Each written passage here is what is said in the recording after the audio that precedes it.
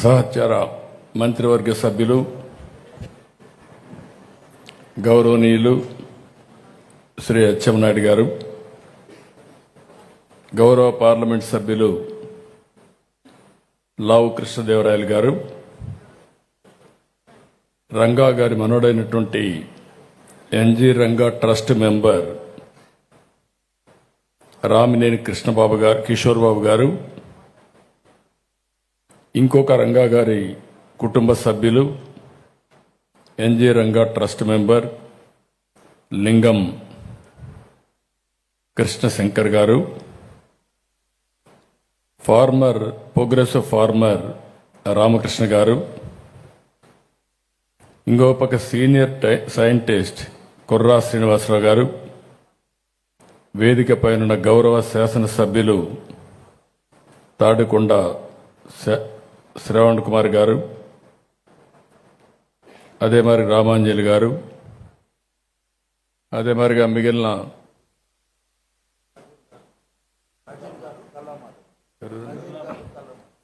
మాధవ్ గారు, నజీర్ గారు, కలెక్టర్ గారు, రంగా గారి కుటుంబ సభ్యులు, ఈరోజు ఈ కార్యక్రమానికి వచ్చినటువంటి సోదరి సోదరుమండలందరికీ నమస్కారాలు, అభినందనలు, శుభాభినందనలు. ఈరోజు మనందరం కూడా ఒక మంచి కార్యక్రమానికి ఇక్కడ సమావేశం అయ్యాం. ఆచార్య ఎన్జి రంగా గారు 125 సంవత్సరాలు పూర్తి చేసుకున్న సందర్భంగా ఈరోజు జయంతి ఉత్సవాలు జరుపుకుంటున్నాం.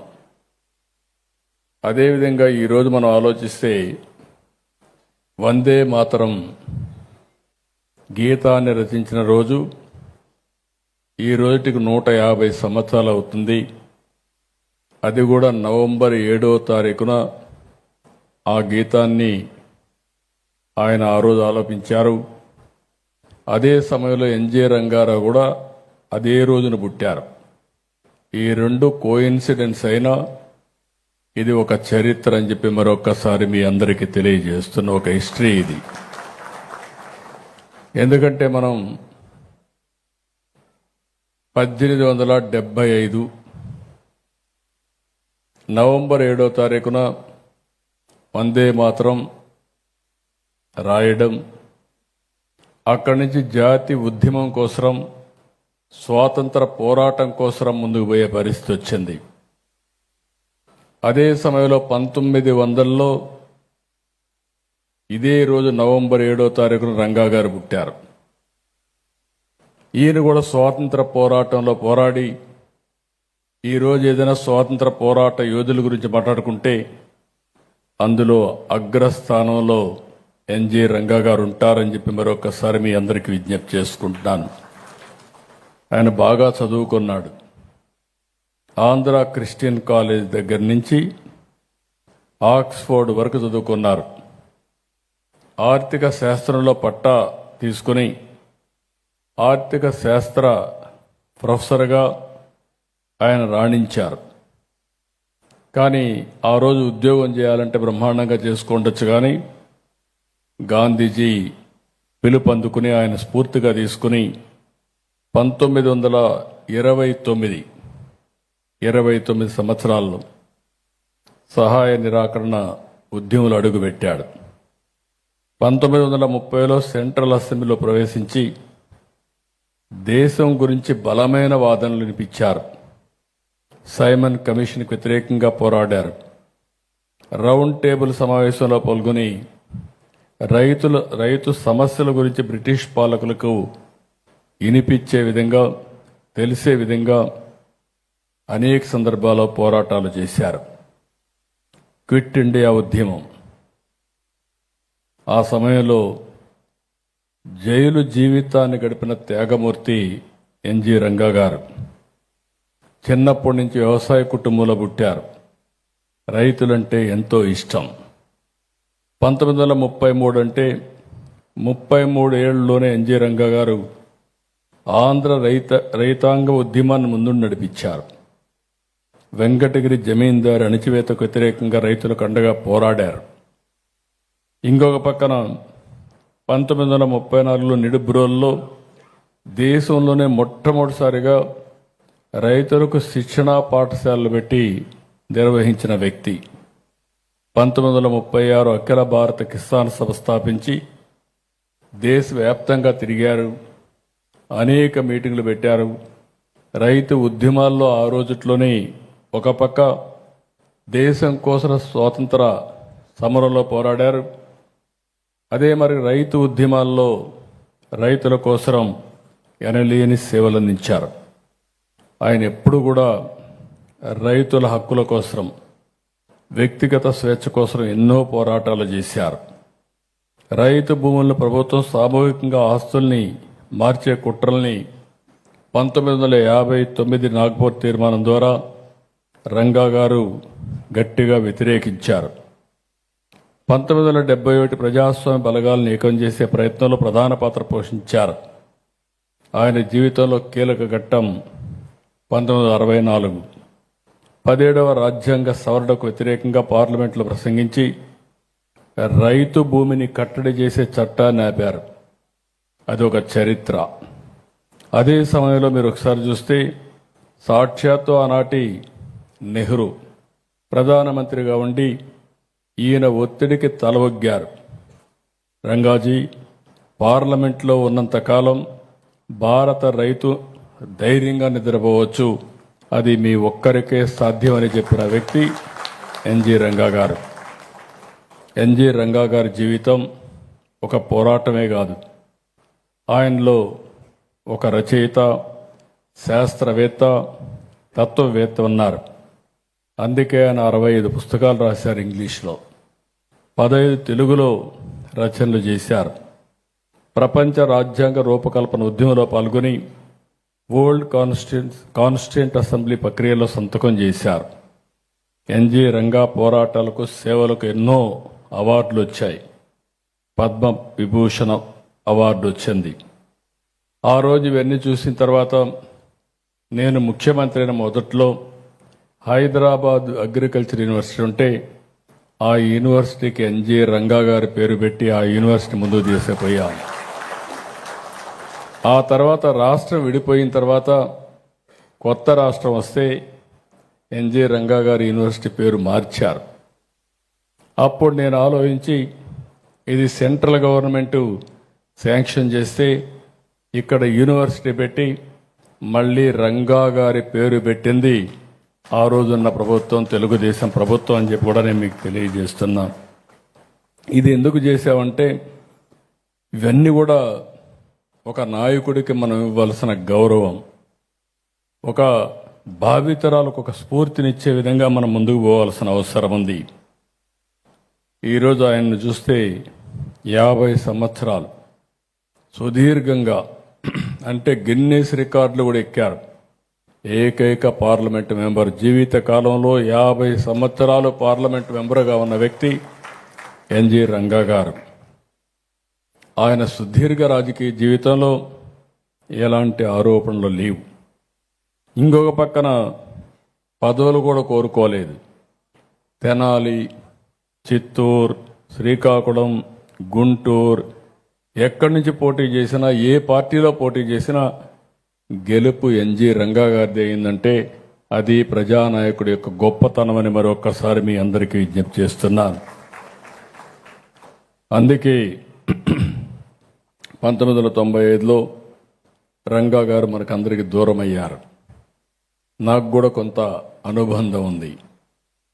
నేను ఎంఏ ఎకనామిక్స్ చేసి రూరల్ డెవలప్మెంట్ మీద పిహెచ్డి చేయాలనుకుంటే అప్పటి వరకు ఉండే నాయకుల్లో గ్రామీణ ప్రాంతానికి రీసెర్చ్ చేసిన వాళ్ళు కానీ వాళ్ళ ఆర్థిక పరిస్థితులు అధ్యయనం చేసిన వారు చాలా తక్కువ. అందులో ఎన్జి రంగా గారు ముందుంటే నేను ఆయన స్ఫూర్తిదాయకమైన ప్రసంగాలన్నీ తీసుకొని, ఆయన చేసినట్టన్నీ కూడా తీసుకొని నేను ఆ రోజు నా పిహెచ్డి కూడా దోహదం చేసే విధంగా ప్రయత్నం చేశానని చెప్పి కూడా నేను మీకు తెలియజేస్తున్నా. అలాంటి మహనీయుడు ఎన్జి రంగా గారు. అయితే ఆ రోజు ఆయన చేసిన పోరాటం మనం చూసాం. అనేక పోరాటాలు చేశారు. ఓసారి మనం విన్నాం, స్వాతంత్రం కోసం పోరాడే సమయంలో భార్యాభర్తలు ఎంత ఆదర్శంగా ఉంటారనే దానికి ఎన్జి రంగా గారు ఒక ఉదాహరణ. ఎన్జి రంగా గారు, భారతీదేవి గారు ఆయన సతీమణి ఇద్దరు కూడా ఆలోచించుకుని పిల్లలు పుడితే దేశం కోసం పోరాటంలో వెనకబడిపోతామని ఉద్దేశంతో ఎలాంటి అటాచ్మెంట్ ఉండకూడదని పిల్లలు వద్దనుకొని జీవించిన ఆదర్శ మూర్తులు ఎన్జి రంగారావు గారు. ఆ తర్వాత దత్తత తీసుకున్నారు నాగేశ్వరరావు గారిని. నాగేశ్వరరావు గారు దత్తత తీసుకుంటే నేను 1878లో ఎమ్మెల్యే అయినప్పుడు, మంత్రి అయినప్పుడు ఆయన కూడా మంత్రిగా పనిచేశాడు. అది ఈ కుటుంబంతో నాకుండే అనుబంధం అని చెప్పి కూడా నేను మీకు తెలియజేస్తున్నా. ఈరోజు మనందరం గుర్తుపెట్టుకోవాల్సింది, రైతుల ఇబ్బందులు స్వాతంత్రం కంటే ముందు ఉన్నాయి, మళ్ళీ ఇప్పుడు కూడా ఉన్నాయి. ఈ రెండు విషయాలు మనం బేరే చేసుకోవాల్సిన అవసరం ఉంది. అందుకే ఈ ప్రభుత్వం ఎప్పుడు కూడా తెలుగుదేశం ప్రభుత్వం, ఇప్పుండే ఎన్డీఏ ప్రభుత్వం రైతుల సంక్షేమం కోసం కట్టుబడి ఉన్నాం. ఇలాంటి మహనీయుల యొక్క స్ఫూర్తిని అనునిత్యం మనం గుర్తుపెట్టుకోవాల్సిన అవసరం, బాధ్యత మనందరిపైన ఉంది. అందుకే ఈరోజు మీరు చూస్తే నేను కూడా ఒక రైతు కుటుంబంలో వచ్చాను. అందరం రైతు కుటుంబం నుంచే పైకి వస్తాం, కానీ చాలామంది రైతుల గురించి మర్చిపోతూ ఉంటాం.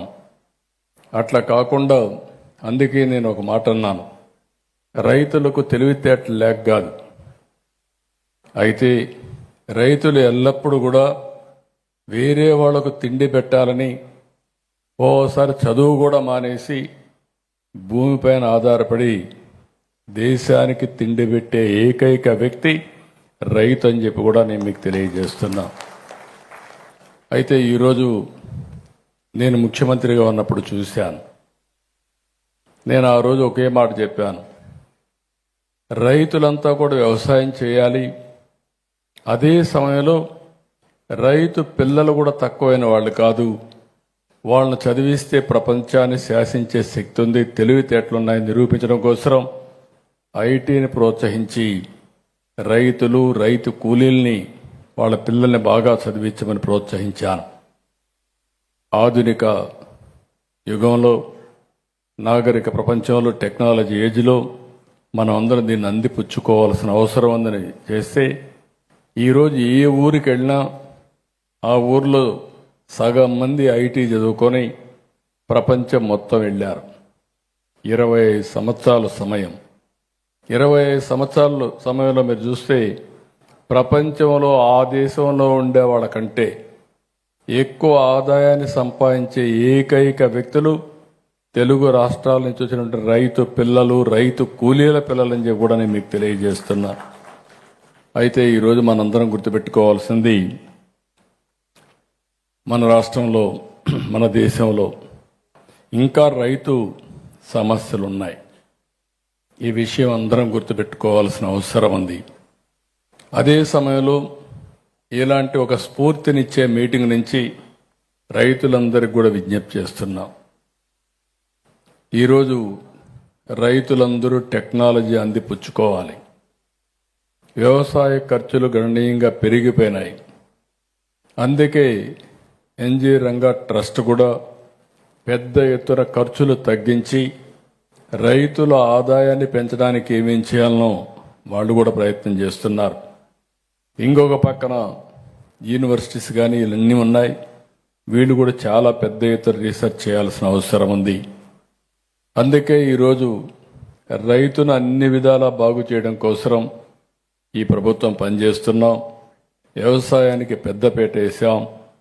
ఇంకొక పక్క మీరు ఒక్కసారి చూస్తే ఎప్పుడు కూడా రైతుకు ఆదాయం పెరగాలంటే ఖర్చులు తగ్గాలి, ఉత్పత్తి పెరగాలి, అప్పుడే ఆదాయం పెరిగే పరిస్థితి వస్తుంది.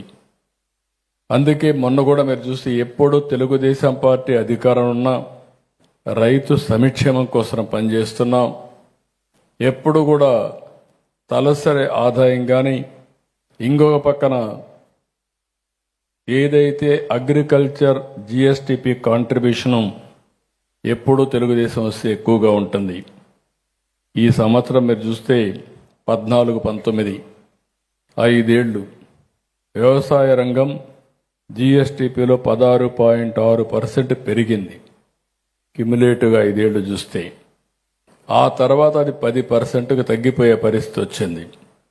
మళ్ళీ ఈరోజు 2024-25 15.45%కి పెంచాం. అంటే ఇవన్నీ కూడా మనం చూసినప్పుడు ఎక్కడికక్కడ ఈ యొక్క జీఎస్టీపీ పెరిగినప్పుడు రైతు కూడా ఆదాయం పెరిగే పరిస్థితి వస్తుంది. అదే మరి ఈరోజు మీరు చూస్తే 23-24 ఖరీఫ్లో రబీలో చూస్తే 48 లక్షల ధాన్యాన్ని కొనుగోలు చేసి 6,000 కోట్లు మాత్రం ఇచ్చి 1,674 కోట్ల రూపాయలు బకాయిలు పెట్టి వెళ్ళిపోతే రైతులు రోడ్డు మీదకి వచ్చినా పట్టించుకోకపోతే వస్తానే అవన్నీ క్లియర్ చేశాం.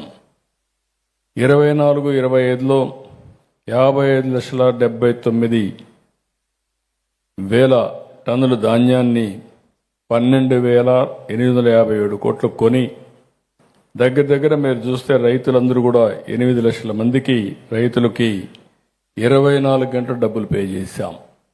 ఈ రోజు కూడా ఒకటే ఆమె ఇస్తున్న ఆర్థిక ఇబ్బందులున్నాయి, సమస్యలున్నాయి. 5 ఏళ్లు రాష్ట్ర ఆర్థిక వ్యవస్థే కాకుండా అన్ని వ్యవస్థలు విచ్ఛిన్నం అయిపోయినాయి. చాలా సమస్యల సుడిగుండంలో ఉన్నాం. అయినా కూడా రైతుకు అన్యాయం జరగకూడదు, ఇబ్బంది రాకూడదనే ఉద్దేశంతో 24 గంటల్లో వాళ్ళ యొక్క పంట తీసుకున్న 24 గంటల్లో డబ్బులు వాళ్ళ అకౌంట్లో వేసే బాధ్యత ఈ ప్రభుత్వం తీసుకుంటున్నామని చెప్పి కూడా నేను మీకు తెలియజేస్తున్నా. ఆ రోజు రైతు భరోసా కింద 7,500 ఇస్తే ఈరోజు ఇబ్బందులున్నా 14,000 చేశాం. ప్రభుత్వం గవర్నమెంట్ ఆఫ్ ఇండియా 6,000 ఇస్తుంది, 2 కలిపితే 20,000 రూపాయలు ఇస్తున్నాం. మొన్నని 3,174 కోట్ల రూపాయలు అన్నదాత సుఖీభవ కింద రైతు అకౌంట్కి వేసాం. ఇంకొక పక్కన మీరు ఒకసారి చూస్తే కౌలు రైతులు కూడా ఇటీవల వరదలు వస్తే నష్టపోయింది కౌలు రైతు కాబట్టి నేరుగా అతనికి ఇచ్చే ఇన్పుట్ సబ్సిడీ అంతా నష్టపరిహారం అంతా కౌలు రైతుకే ఇచ్చామని చెప్పి కూడా నేను మీకు తెలియజేస్తున్నా. నిన్న కూడా మీరు చూసినప్పుడు ఎక్కడికక్కడ వరదలు వచ్చినప్పుడు విపత్తులు వచ్చినప్పుడు రైతును ఆదుకోవడానికి అన్ని విధాల ముందుకు పోతున్నాం. ఎక్కడా ఎవ్వరికీ ఇబ్బంది లేకుండా చేయడం కోసం మనం కార్యక్రమాలు చేసే పరిస్థితికి వచ్చాం. ఈరోజు ఇంకొక పక్కన మీరు చూస్తే దగ్గర రైతులందరికీ ఆ రోజు 20,000 రూపాయలు ఎప్పుడన్నా నష్టం వస్తే హెక్టార్కి ఇస్తే వైఎస్ఆర్ కాంగ్రెస్ పార్టీ వస్తానే 17,000 తగ్గిస్తే నేను వచ్చిన వెంటనే అది 25,000కు పెంచామంటే అది రైతు ప్రభుత్వం కాబట్టి ఇది సాధ్యమైంది. పంటల బీమా కూడా కావాలని మాట్లాడే పరిస్థితి వస్తున్నారు. 5 ఏళ్లు పంటల బీమా కట్టకపోతే 3 ఏళ్లు రాష్ట్ర వాటా బీమా ఎగ్గొట్టిందని కేంద్ర మంత్రి శివరాజ్ సింగ్ చౌహాన్ అయితే పార్లమెంట్లో చెప్పాడు. కానీ ఈ ప్రభుత్వం వస్తానే రైతులకు బీమా కట్టాం, 95% కట్టాం. 12వ తారీఖు నవంబర్ లోపల మిగిలిన 5% కట్టి ఏ రైతుకు ఇబ్బంది లేకుండా బీమా ఇప్పించే బాధ్యత కూడా ఈ ప్రభుత్వం తీసుకుంటామని చెప్పి నేను మీకు తెలియజేస్తున్నా. రైతుకు ఎక్కడ కూడా గిట్టుబాటు ధర పడిపోయినప్పుడు అనేక సందర్భాల్లో రైతాంగం ఇబ్బందులు పడుతున్నారు. దీనికోసం మామిడికి 260 కోట్ల రూపాయలు వాళ్ళకి గిట్టుబాటు ధర ఇచ్చాం, అదనంగా ఇచ్చాం. పొగాకు 273 కోట్లు ఖర్చు పెట్టి వాళ్ళని ఆదుకున్నాం. కోకోకి 14 కోట్లు ఇచ్చాం. కాఫీకి 50 కేజీలు చొప్పున ఎకరానికి 5,000 రూపాయలు, మిర్చికి 130 కోట్లు ఖర్చు పెట్టాం. ఇది కాకుండా ఇంకా మీరు చూస్తే టమాటాకు 12 కోట్లు, ఉల్లి దెబ్బతింటే ఒక హెక్టార్కి 50,000 రూపాయలు చొప్పున 100 కోట్లు ఖర్చు పెట్టే పరిస్థితికి వచ్చాం. రాయలసీమ కరువు ప్రాంతంలో డ్రిప్ ఇరిగేషన్ ఆపేస్తే మళ్ళీ ఈరోజు డ్రిప్ ఇరిగేషన్ ఇస్తున్నాం. 100కి ఎస్సీ ఎస్టీ రైతులైతే 100% ఇస్తున్నాం. మిగిలిన వాళ్ళందరికీ 50 నుంచి 90% ఇచ్చే పరిస్థితికి వచ్చాం. నేను ఒకటే ఆలోచిస్తున్నా, రైతాంగానికి కూడా విజ్ఞప్తి చేస్తున్నా. ఓసారి మీరు కొంతమంది కౌలు రైతులు కూడా ఎక్కువ భూమి తీసుకోవడం, కౌలు చేయడం, అప్పులు ఎక్కువ చేయడం, అప్పులు తీర్చలేక ఆత్మహత్యలు కూడా చేసుకునే పరిస్థితికి వస్తున్నారు. ఇలాంటివి వచ్చినప్పుడు ఎంత చేయగలుగుతామో అంతే చేయడం, ఏ రైతు కూడా అధైర్యపడద్దని చెప్పి మరొకసారి విజ్ఞప్తి చేస్తున్నా. ఓసారి ఇబ్బందులు వస్తాయి. ఇబ్బందులు వచ్చినప్పుడు ధైర్యంగా ఫేస్ చేయాలి తప్ప ఆత్మహత్యలు చేసుకోవడం పరిష్కారం కాదు. ఈ విషయం కూడా రైతాంగం మొత్తం గుర్తుపెట్టుకోవాల్సిన అవసరం ఉంది. ఈ ప్రభుత్వం చాలా స్పష్టంగా ఉన్నాం. మీకు ఒకటే విజ్ఞప్తి చేస్తున్నాను, ప్రతి ఒక్క విషయంలో కూడా మీకు అండగా ఉంటాం. రైతులకి పావులా వడ్డీకే రుణాలు ఇప్పించడం కోసం దానికి కూడా బడ్జెట్లో డబ్బులు పెట్టాం. ఇలాంటి కార్యక్రమాలే కాకుండా ఏ రైతు కూడా ఇబ్బంది పడకుండా ఉండడానికి ఏమేం చేయాలో అన్ని కార్యక్రమాలు చేస్తున్నాం. ఇంకొక పక్కన మీరు చూస్తే సాగునీరు, రైతుకు కావాల్సిన వ్యవసాయం జరగాలంటే ఎక్కడికక్కడ సాగునీరు ఉండాలి. నీరుంటే వ్యవసాయం సుజావుగా జరుగుతుంది.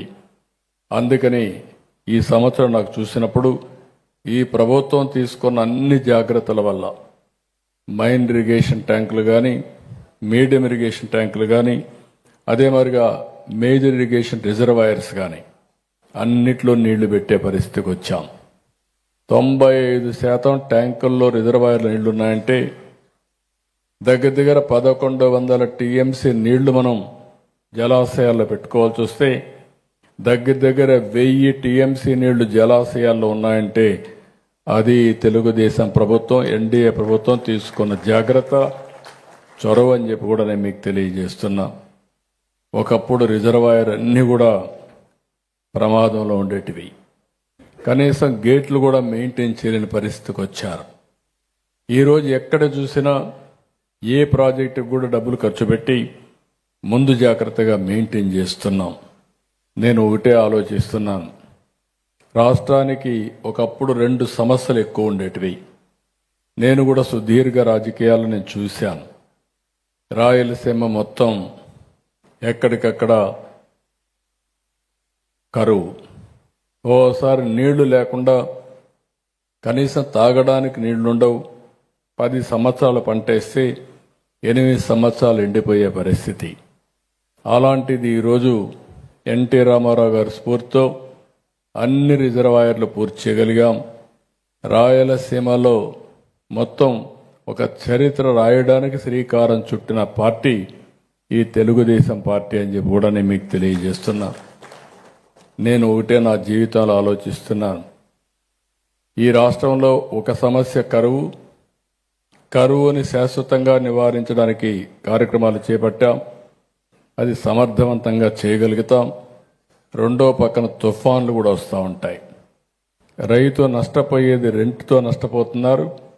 మూడోది మీరు ఒకసారి ఆలోచిస్తే పండించిన పంట అనేక కారణాల వల్ల గిట్టుబాటు ధర రాకుండా పోవడం. ఈరోజు ప్రజల్లో కూడా ఆహారం ఒక పక్కన నిన్నే చూశారు మీరు.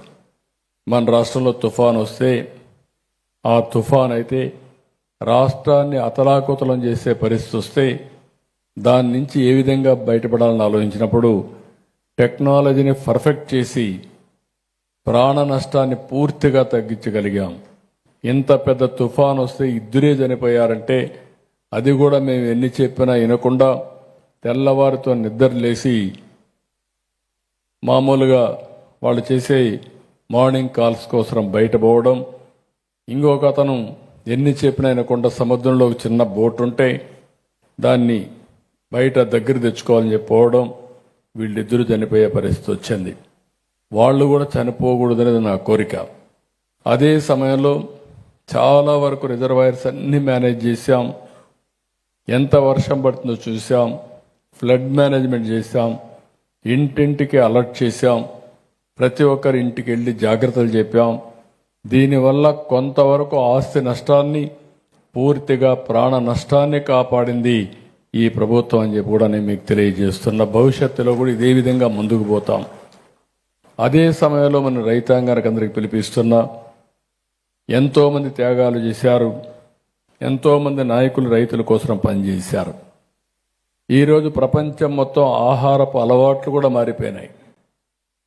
ఒకప్పుడు ప్రతి ఒక్కరు కూడా రైసే తినేవాళ్ళం.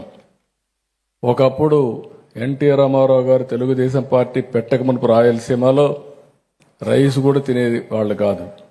రాగులు, సజ్జలు, జోనులే తినేవాళ్ళు. ఫస్ట్ టైం అన్నం తినే పరిస్థితి వచ్చిందంటే అది ₹2 కేజీ బియ్యంతో ప్రారంభమైంది. ఇది వాస్తవం. అయితే ఈరోజు మీరు ఇంకొకసారి ఆలోచిస్తే ఎక్కడికక్కడ ఆహారపు అలవాట్లు మారిపోతున్నాయి. రైస్ తినేవాళ్ళు తగ్గిపోతున్నారు. ఎందుకంటే ఈ రోజంతరం కూడా ప్రోటీను లేకుంటే కార్బోహైడ్రేట్స్ తగ్గించి న్యూట్రిషియస్ ఫుడ్కి వెళ్ళిపోయే పరిస్థితికి వస్తూ ఉంది.